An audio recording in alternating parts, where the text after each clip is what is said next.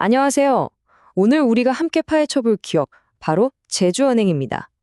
겉으로 보기엔 그냥 평범한 지방은행 같은데 재무제표를 딱 들여다보면 이게 뭐지?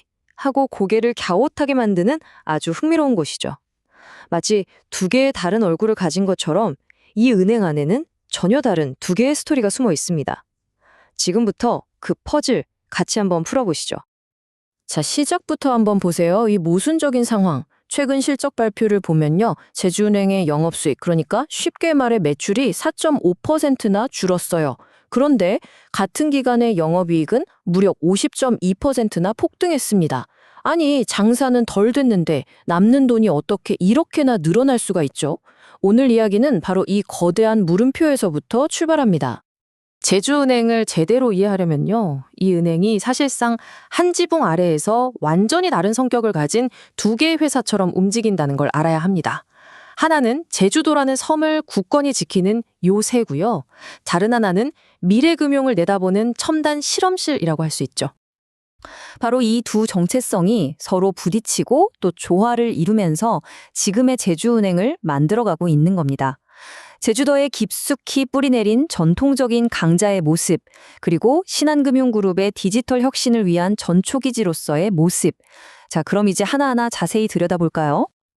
자, 먼저 제주도라는 섬에 아주 견고하게 세워진 요새, 그러니까 제주은행의 전통적인 모습부터 한번 살펴보겠습니다. 도대체 이 은행이 어떻게 수십 년 동안 이 지역의 절대 강자로 자리 잡을 수 있었을까요? 그 핵심은 바로 관계형 금융에 있습니다. 제주도라는 좀 특수한 환경 속에서 수십 년간 쌓아온 깊은 신뢰와 끈끈한 영업망은요, 다른 거대 은행들이 쉽게 넘어올 수 없는 아주 강력한 방어벽 역할을 합니다. 이게 바로 투자의 대가 워런 버핏이 항상 강조하는 경제적 해자라는 거죠. 덕분에 관광업이나 건설업처럼 확실한 담보 위주의 대출로 안정적인 이자 수익을 꾸준히 벌어들이는 구조를 갖추게 된 겁니다. 갑자기 웬 숫자냐고요? 75.31%. 이 숫자가요, 제주은행의 운명을 좌우하는 아주 중요한 열쇠를 쥐고 있습니다. 혹시 이게 뭘 의미하는지 짐작 가시나요? 네, 정답은 바로 최대 주주인 신한금융지주가 갖고 있는 지분율입니다. 전체 주식의 75% 이상을 한 곳에서 꽉 쥐고 있으니까 시장에서 실제로 거래되는 주식 수가 굉장히 적겠죠. 그래서 제주은행은 품절주라고도 불리고요. 인터넷 은행으로 바뀐다더라 하는 작은 뉴스 하나에도 주가가 아주 민감하게 출렁이는 그런 특별한 체질을 갖게 된 겁니다. 자, 그럼 이제 제주은행의 완전히 저른 얼굴, 바로 대한민국 최대 금융그룹의 핀테크 놀이터로서의 모습으로 넘어가 보겠습니다. 이 조그만 지역은행이 어떻게 금융의 미래를 테스트하는 최전선이 될 수 있었을까요?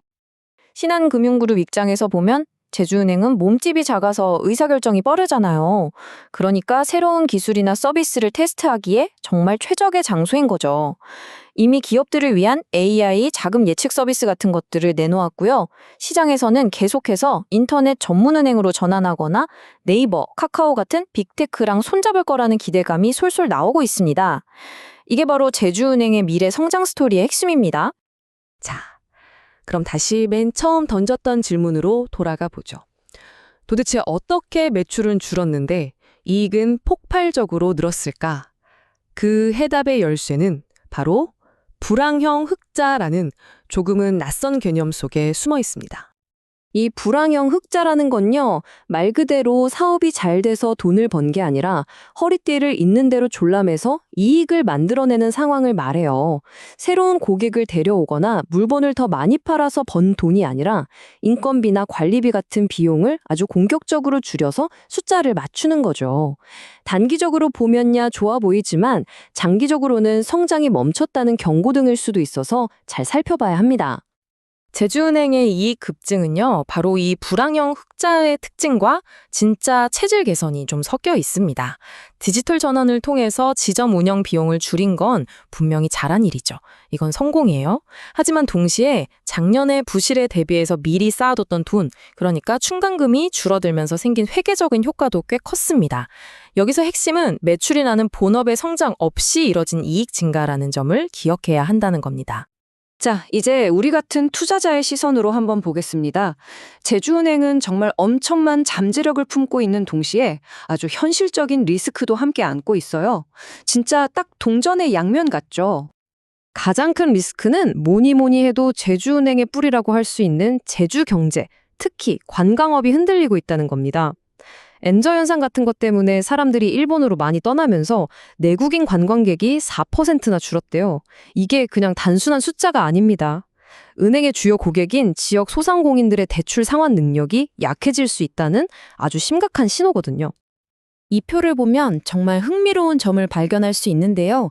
다른 대표적인 지방은행인 DGB 금융지주랑 비교했을 때 제주은행의 주가가 상대적으로 꽤 비싸다는 사실입니다.